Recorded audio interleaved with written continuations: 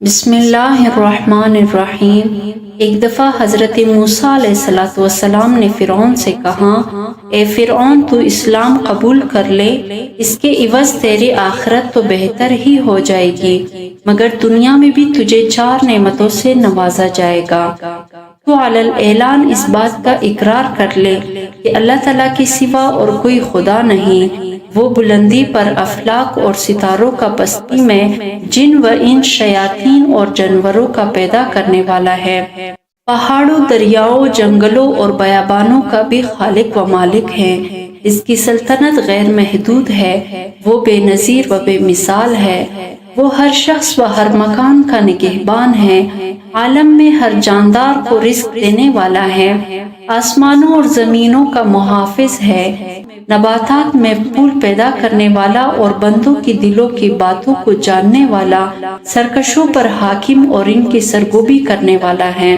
فرعون نے کہا، وہ 4 چیزیں کون سی ہیں؟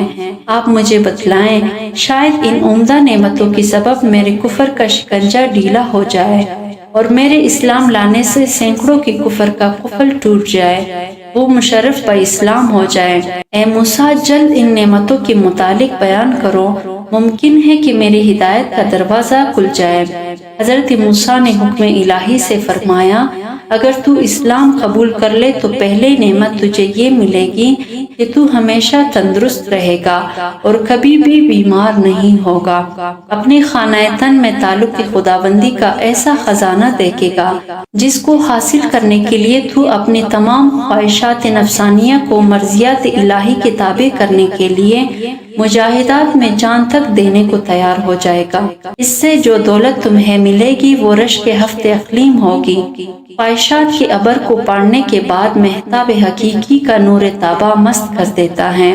اے فرعون، جس طرح ایک کیڑے کو ہرا پتا اپنے اندر مشغول کر کے انگور سے محروم کرتا ہے، اسی طرح یہ دنیای حقیر تجھے اپنے اندر مشغول کر کے مولائے حقیقی سے محروم کیے ہوئے ہیں اور تو کیڑے کی طرح لذائذ جسمانیہ میں مصروف ہے۔ تیسری نعمت تجھے یہ عطا ہوگی کہ ابھی تو ایک ملک کا بادشاہ ہے، اسلام لانے کے بعد تجھے 2 ملک عطا ہوں گے۔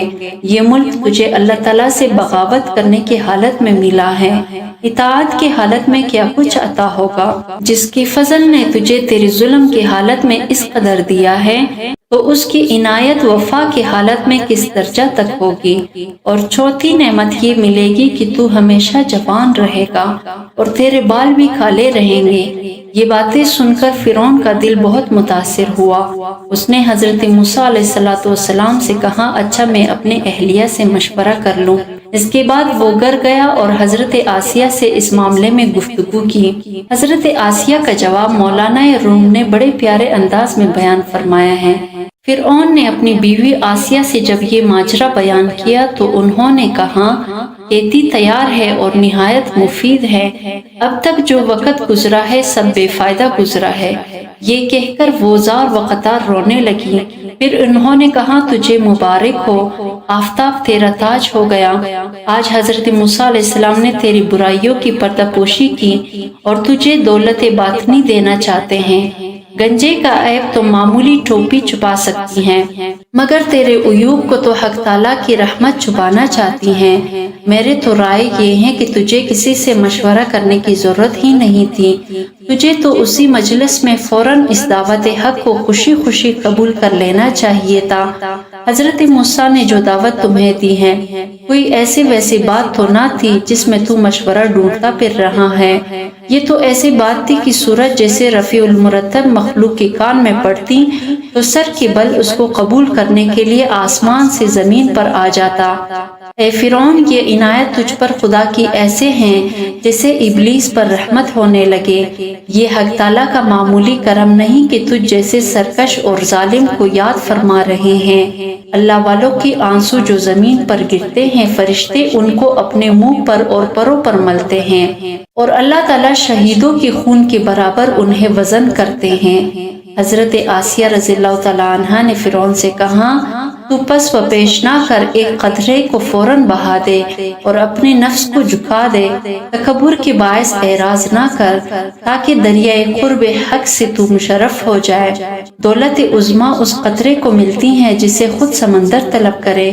یہ تجھ پر نہایت ہی شفقت ہے کہ تجھے اس اصرار کے ساتھ بلایا جا رہا ہے، دریائے رحمت خود تجھے بلا رہا ہے، تو کیوں دیر کرتا ہے؟ جلد اپنے آپ کو ان کے ہاتھ فروخت کر دے۔ اگر تو بے دست و پا ہے، اپنے ذاتی سعی سے اس دریا تک نہیں پہنچ سکتا، تو اپنے آپ کو حکم موسیٰ کا بالکل مطیع کر دے۔ جن انعامات کا تجھ سے وعدہ کیا جا رہا ہے تو ان پر بدگمانی مت کر، انہیں فریب و دھوکہ مت سمجھ، بلکہ ان انعامات کو جلد حاصل کر تاکہ تو کہیں غلط بینی سے دھوکہ کھا کر برباد نہ ہو جائے۔ اپنی گردن خدا کے سامنے جھکا دے، اس کی بشارت سے خوش ہو جا۔ کب تک سرکشی کرتا رہے گا اور گردن تکبر سے اونچی رکھے گا؟ توقف مت کر، جلد محبوب حقیقی سے مل جا۔ وہ خالق و مالک تجھے تیرے گناہوں پر شرمندہ نہیں کر رہا، تو اس کا شکر ادا کر۔ خدا تجھے اپنے فضل سے اپنے تک رسائی کا رستہ دے رہا ہے، تو دوڑ کر جا۔